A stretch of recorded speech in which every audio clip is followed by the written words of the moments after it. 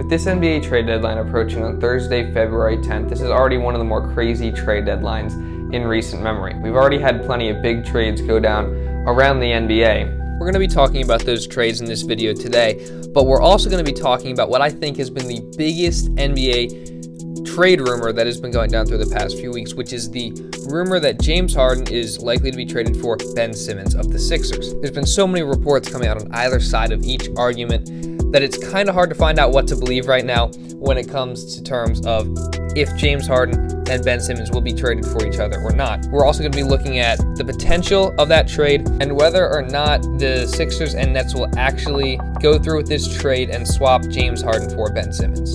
So before we get into the video, I just want to remind everybody to subscribe to the channel if you're interested in more content like this. Drop a like down below, and without further ado, let's get into the rest of the video. So the first couple trades worth mentioning would be the Clippers-Blazers trade and the Cavaliers-Pacers trade. So the first trade was the Clippers trading Eric Bledsoe, Justice Winslow, and Keon Johnson for Norman Powell and Robert Covington. I feel like this trade is probably the first big trade leading up to the deadline. So I think that Norman Powell and Robert Covington definitely helps the Clippers once they get Paul George and Kawhi Leonard back, if they were to get Kawhi Leonard back this season. But even when they just get Paul George back, it allows them to be more competitive. And it shows the Clippers' commitment to building around those two players, but not much else to say about that one.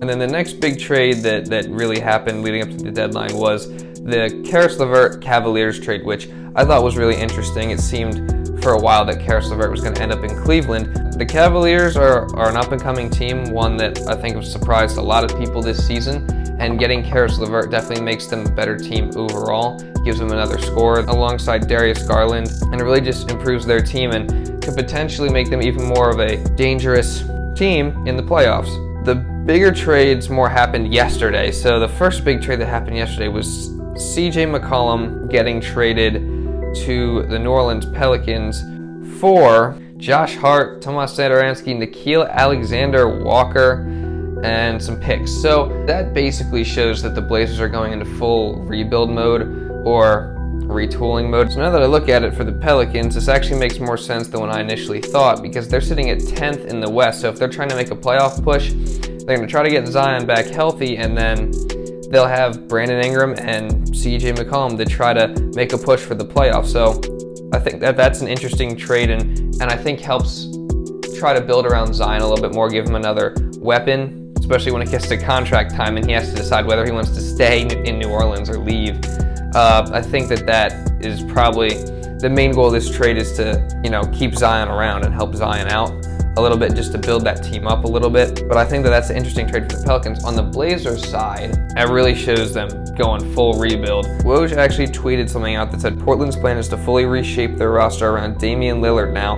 Portland created a $21 million trade exception today, potentially $60 million in salary cap space this summer, multiple draft picks and assets via Pelicans and Clippers trades. Plan is to pursue high-end talent now, not retreat. So that's interesting. What I don't understand is you're going to try to reshape your roster around Damian Lillard now. Right now, Dame Lillard's hurt, first of all. So this season is done. This season is done. And Damian Lillard is in his 30s now. So how are you going to reshape your roster completely? Like no top-end high free agent is going to want to come to Portland. So you're going to have to get some assets in the draft. And I believe that the first-round pick that they did get in that Pelicans deal is, I think it's 5 to 14 lottery protected. So I mean, I don't quite understand how Damian Lillard can see what they're doing and want to stay. So we'll see what happens with Lillard heading into the offseason. Another thing that I think is interesting, if you look at it from the Sixers perspective, is if Daryl Morey saw that he couldn't get James Harden 100%, he would have definitely gone and tried to get CJ McCollum, and the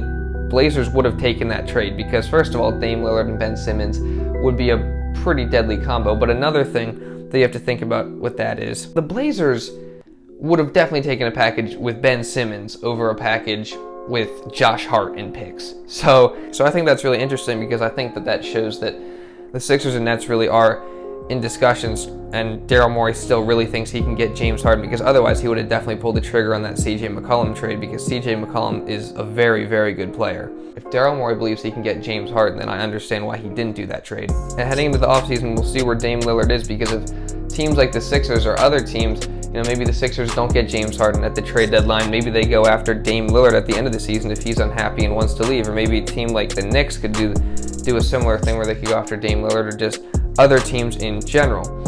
So I think that that's interesting when you look at the Blazers now as a team that is offloading pieces to try to reshape their roster around Lillard, but we need to see what Lillard wants to do first. Even though he's been loyal throughout his career, this team is really bad, and I don't see how they're going to reshape their roster without getting high-level free agents to come to Portland, which again, it's Portland.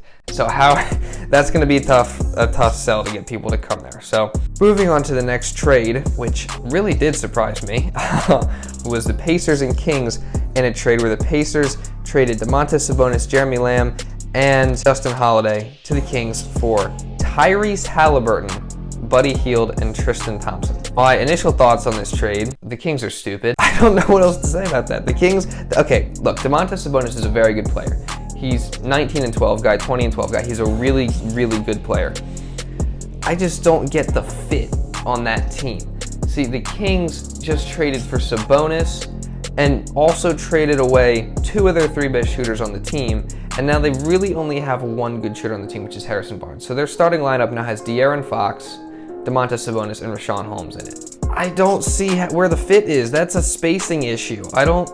That's one thing that I understand. And you give up Tyrese Haliburton, who's been probably their best player this season. It's been a bright spot for them. Averaging around 7 assists per game. He can shoot the ball. He makes the right decision. He's a decent defender. And then they give up Buddy Hield also in the deal. So I do not quite understand this from the Kings' perspective. Maybe they're building for the future down the road and they're going to completely reshape their roster in the offseason, but I don't know how you go about doing that. So I think that's tough. If I were them and I wanted to get Sabonis, I probably would have traded De'Aaron Fox instead, because I think the fit with Haliburton and Sabonis is better than the fit with De'Aaron Fox and Sabonis. So that was interesting.